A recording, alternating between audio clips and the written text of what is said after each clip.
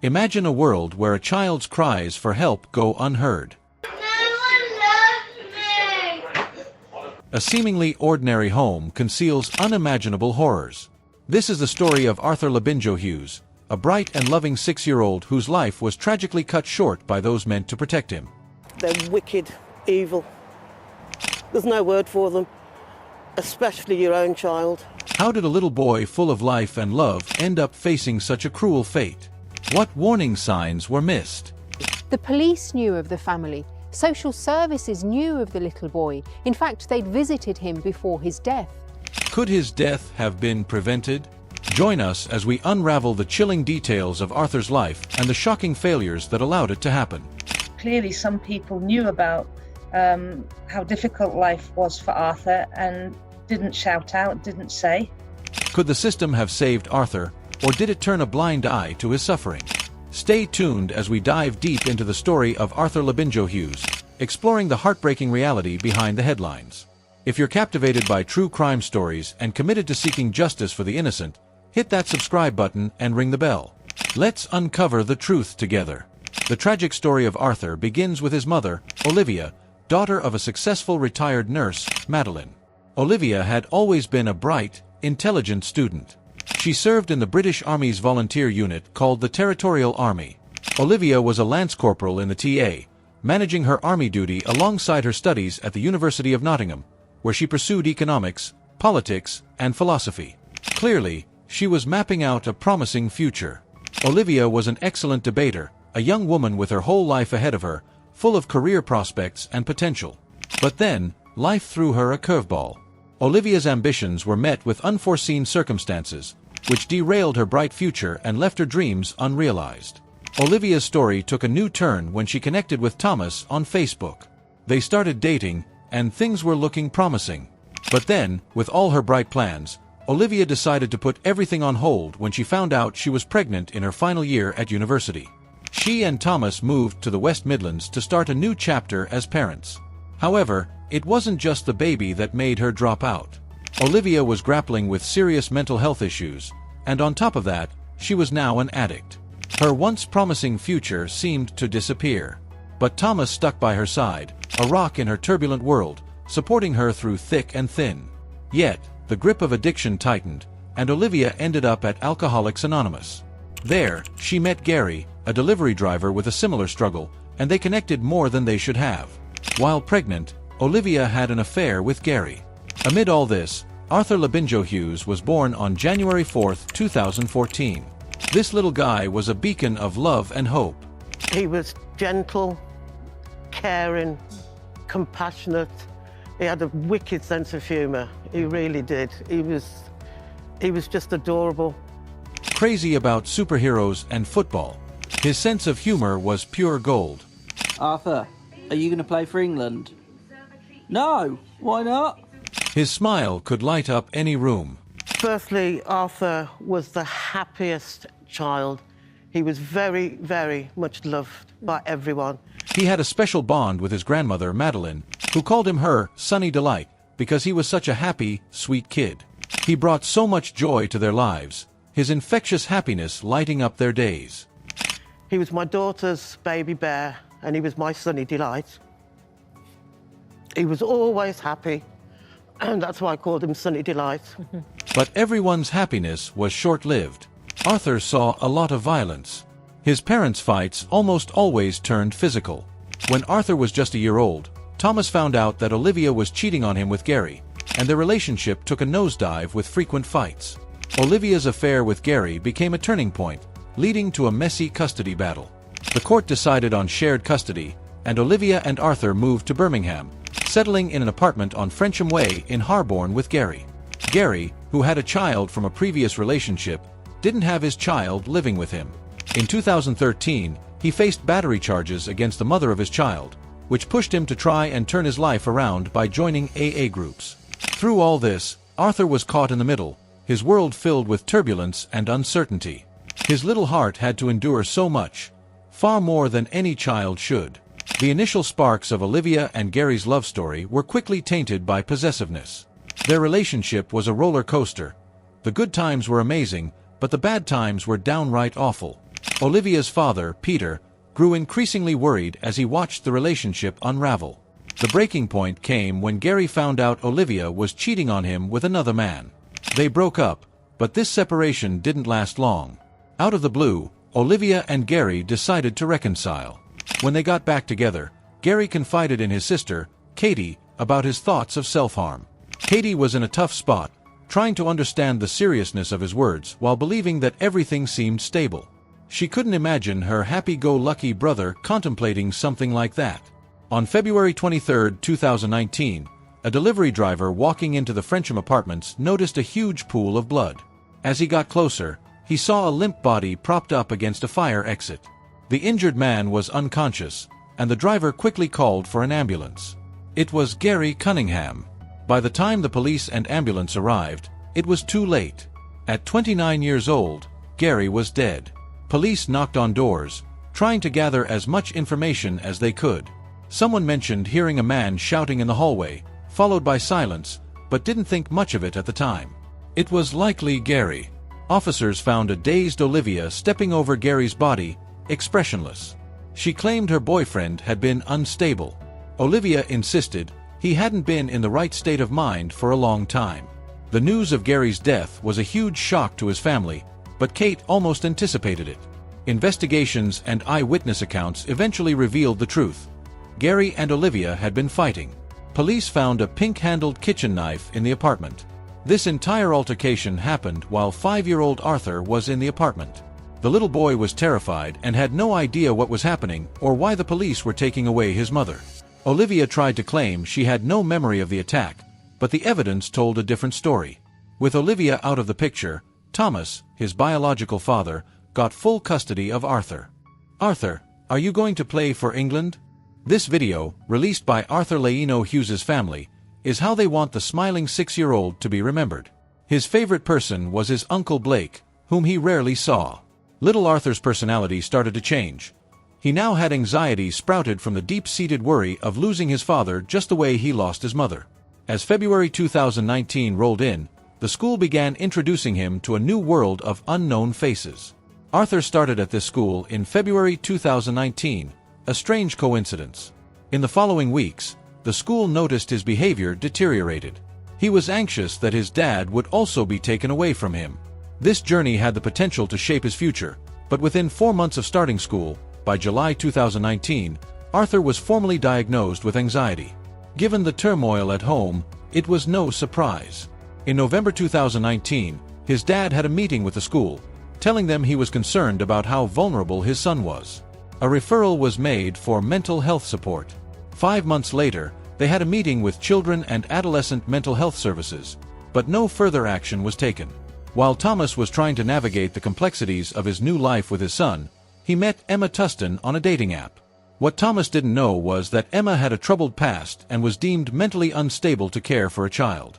2 of her children were sent to live with their fathers. Despite their apparent connection, Emma felt uneasy around Arthur, seeing him as an obstacle to her bond with Thomas. Meanwhile, Olivia was facing murder charges in court. She claimed that Gary attacked her, but the court dismissed her claims. On September 10, 2019, Olivia was found guilty in the Crown Court of Birmingham. The leniency of her 18-year sentence was due to her alcohol-related mental health issues. At 26, Olivia had lost too much to her addiction, including custody of her son, Arthur. Thomas, then 29, was given full custody of his son. The revelation of his mother's imprisonment shattered Arthur. He was developing a personality, as kids do. His favorite book was The Gruffalo, and he loved joking around. Around the time Thomas met Emma, Arthur had just returned to school after summer vacation, and his teachers were immediately concerned. Initially, Thomas told Arthur his mother had joined the army, but someone at school told him his mom was in prison. Social services advised that he be told the truth to avoid mistrust and confusion. Once Arthur knew, his behavior changed both at school and at home. Thomas thought he was acting up, but considering everything Arthur was going through, it was understandable. His mom was gone, his dad was seeing another woman, and the little guy was obviously stressed out. With his mother out of the picture, Arthur had to adjust to living with a father he barely knew.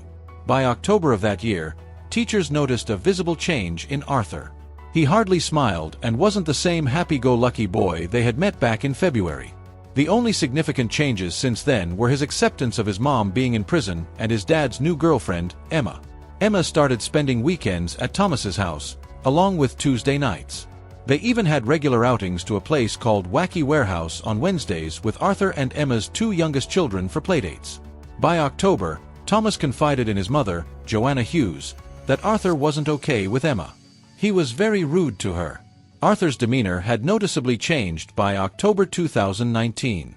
With his mother Olivia in prison and his dad's relationship with Emma becoming more prominent, on October 21, 2019, Arthur spent time with Meline. "I saw him on the 21st of October, which is my birthday," Meline said. "He was very happy-go-lucky, but his mood changed dramatically when Thomas picked him up. When Thomas told him Emma was in the car, Arthur couldn't handle it. His dad came to pick him up, and Arthur asked, 'Is she in the car?' His dad said yes, and Arthur started to cry. Arthur was supposed to see his mother next week, but just 2 days later, Thomas informed Meline that Arthur couldn't see her and wouldn't receive Olivia's letters. Out of the blue, I received a WhatsApp message from his dad saying, 'You're never seeing him again. He's not seeing his mother again. He's not getting any letters from his mother again.' Emma's presence in Arthur's life increased, but issues arose with his behavior towards her. At school, Arthur suddenly became a different child altogether. What they didn't know was that Arthur was forbidden to see his grandmother, Meline Halcrow. She was his comfort zone, the only rock in his life since everything had changed. Meline never understood why this happened. 'Did you try to contact him again?' 'I went around. I kept emailing him, WhatsApping him, saying, you know why. And he said, I've got my reasons.' Meline had no idea that was the last time she would see him. They cut off contact from everyone. 'We loved him to bits, and as I say, we never saw him again.' In November 2019, Thomas expressed concern to the school, feeling that his son needed help because of his changed behavior. Teachers, particularly the school's special educational needs coordinator, Aine Carabin, reported that Arthur was terrified of his dad abandoning him or being taken away like his mother. Meanwhile, Meline left presents for her grandson on the porch, hoping he would find them. Unfortunately, they never reached him because they were later found wrapped up and stored away at home. Emma and Thomas's relationship just didn't gel with Arthur, and when Thomas planned to move in with her, his mom wasn't having it. On January 1, 2020, Thomas had a massive argument with his dad, Chris Hughes, who wasn't happy with how Arthur was being treated at home. Now, Arthur wasn't allowed to see his paternal grandparents or even his favorite uncle, Blake. He really missed his nan, his mom's mother, Meline. He was a very lonely little guy. Arthur started to cry and asked, "Grandma, can I stay with you?" He was supposed to see his mother the following week, and he was so excited. In January 2020, right after Arthur's 6th birthday, Thomas took him to a doctor because he was worried about how attached Arthur was to his stuffed toys. But the doctor said playing with toys was totally normal. Arthur's teachers saw him as independent, not clingy. On March 4th, Arthur was in tears at school because his dad had taken away his favorite teddy. The teachers told Tom, who promised to ease up on the discipline. Then, on March 22nd, Arthur tried to make breakfast for Emma for Mother's Day, but she shot him down, saying his behavior wasn't good enough. He said sorry, but it didn't seem to make a difference. He even confided in someone about how much he missed his mommy, but it seemed like no one was listening. The UK lockdown kicked off the very next day, and Arthur and Thomas moved into Emma's place. Arthur talked about it, having been locked down when he and his father had moved in with Emma Tustin in Solihull in quite a hurried fashion. It was a relatively new relationship. Later, Arthur met with a mental health practitioner who helped a bit, but he still had this fear of being abandoned. On April 14, 2020, Arthur got into a fight with Emma's son, which caused a clash between the two fathers. Thomas also got into a fight with Emma for taking her ex's side, so he took Arthur to his mom, Joanna's house. Arthur told his uncle Blake everything about how Emma was treating him. When Joanna noticed bruises on Arthur while changing his clothes, she urged Thomas to think twice about going back to Emma. Things took a darker turn for Arthur when Thomas and Emma patched things up while he was staying with his grandparents. Joanna and Chris Hughes told Meline that Arthur was being hurt. Meline, being a nurse, knew these weren't just accidents. In April 2020, she reported it all to social services. Her nursing experience gave her warning signs. The most painful of all was the next day when a meeting was arranged with Jane Kavanaugh from Solihull Council to look into things. Kavanaugh was shown a single faint bruise that the couple claimed came from play fighting. A safety assessment was done, but it didn't raise any immediate red flags. A surprise visit might have shed more light on the situation though. Arthur's uncle, Blake, reported it to the police, but there was no follow-up. Then, on April 20, 2020, Joanna contacted Arthur's school to express her concerns, but the department brushed them off. The police didn't bother to call back or investigate further. They simply said there was no need since social services were already involved. Blake was even warned that he'd be arrested, based on Thomas's complaint if he visited the house. The two people that have stood trial for Arthur's murder were very manipulative, and they manipulated the agencies involved with them, a relative said. Despite Emma's struggles with mental health, Thomas often left her alone with the children. Arthur was made to sleep on the floor, and it was reported that Emma Tustin had withheld food and drink from him. Witnessing all this, Emma's stepfather, John Dutton, made an anonymous call to social services in May 2020, reporting that Arthur was in danger. Shockingly, social services didn't take any action at all. Meanwhile, the school offered to take Arthur in just in case Thomas was having trouble finding someone to look after him while he worked, but truth be told, his teachers were just really concerned for him. However, Thomas turned down the offer. Throughout this whole ordeal, Olivia had no contact with her son. She tried her best to reach out to him, but given her recent stint in prison, she wasn't taken very seriously. During the victim impact statements, Melanie Crow spoke on behalf of Arthur's natural mother, who was in prison at the time of Arthur's death. She said, "Arthur was her life, her purpose, her reason for living. He was all the best parts of her." As the lockdown lifted in June 2020, Arthur didn't go back to school. Thomas came up with various excuses for his absence. A week later, on June 15, 2020, Emma took Arthur to get her hair done, and the hairdresser noticed he was very frail and trembling uncontrollably. The next day, June 16, 2020, Thomas and Emma returned to the hairdresser's house to finish Emma's hair, shockingly shouting at him like it was a game of tennis. The hairdresser's partner discreetly offered Arthur water, but Arthur was too scared to take it. He was so frightened that he remained silent as stone. Later that day, Thomas went out for errands, and Emma texted him about Arthur banging his head on the floor. When Thomas returned, they called 999 due to his condition. Ambulance service, "Is the patient breathing okay? Is he breathing right now?" Thomas responded, "He keeps taking big, deep breaths." Basically, the 6-year-old stepson has fallen and hit his head. In body cam footage, Emma explained that Arthur had hurt himself while she tried to prevent him from injuring himself. "I sat down in the living room, and he threw himself on the floor, and I heard him banging his head. I came out and told him to get up, but he told me no. So, I tried to bear hug him and put my arms underneath him to pick him up, and he dropped. As I picked him up, he hit me and kicked me." The odd thing was her insistence and repetition. When nothing else worked, his stepmother resorted to tears. Paramedics rushed Arthur to the hospital, and doctors reported. The injuries led the police to arrest Emma and Thomas on suspicion of harming Arthur. After over 7 months, Arthur's grandmother, Melanie, saw him in the ICU. Despite efforts, Arthur couldn't be saved, and his life support was switched off on June 17. Olivia Halcrow was powerless and received devastating news in prison. There was nothing she could do. Emma and Thomas faced trial at Coventry Crown Court, where police uncovered significant evidence, including WhatsApp messages and videos. Shockingly, the couple had installed a camera in the living room, exposing Arthur's dire living conditions on a filthy duvet. Disturbing WhatsApp messages revealed Emma's struggle to cope with the children, with Thomas responding callously. Melanie Halcrow used various platforms to shed light on Arthur's case and social services negligence, urging quick action. During a visit from social worker Cav on April 17, Arthur and his stepbrother were manipulated into lying about their well-being. The couple even allowed Arthur to enjoy some pool time that day to manipulate his mood.